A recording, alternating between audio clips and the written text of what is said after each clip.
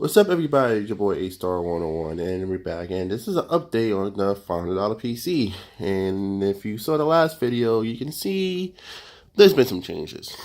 Uh, so first one right off the bat, let me get right into it.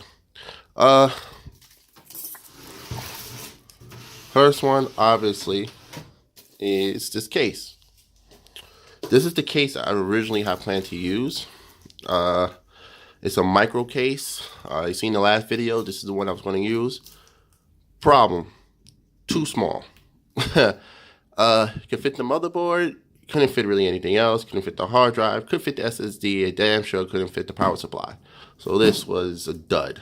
So it had to be replaced.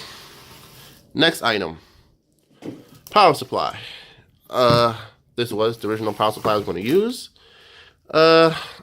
Problems: didn't have all the hookups I needed for the new updated board and graphics card, so dud, had to be replaced.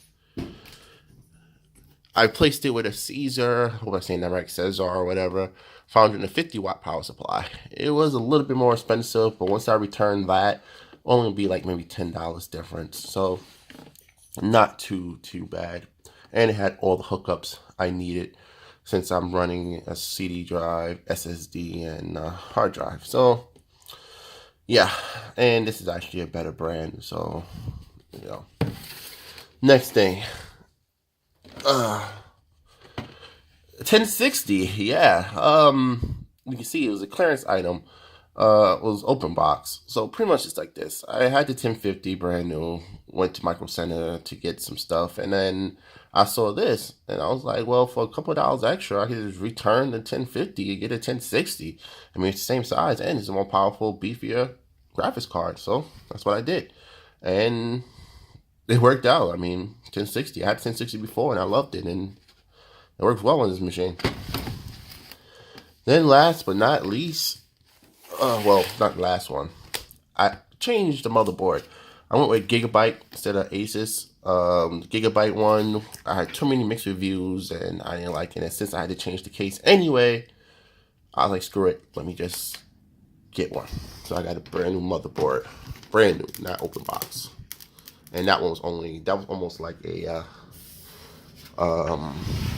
direct swap. I don't think I had to pay any extra for that. Okay, and this is the overall system after it's been completed.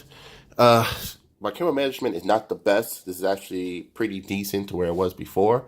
But, you know, yeah, so excuse the camera management.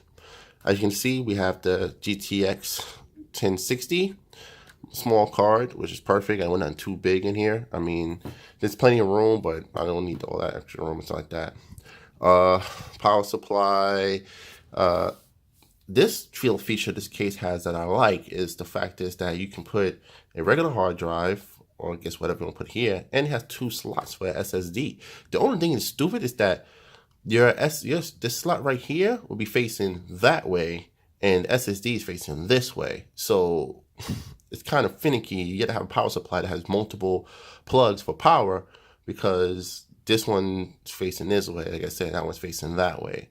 So it worked out shockingly, but this was a kind of cool feature, but also a bad feature. They should have had it so the SSD and the hard drive both facing the same direction. It made more sense, but they made it work. And this SSD right here surprised me. It's running the operating system, and it's pretty quick. I mean, it's not gonna be the fastest, but for the price, can't knock it. And you can see I have my CPU up there with the stock cooler and my 8 gigabytes of DDR3 RAM. Excuse camera management and a regular CD drive. And yeah, I mean, I'm gonna hook her up and do some benchmarking. And this is how she looked, fully completed. So let's get some benchmarks in.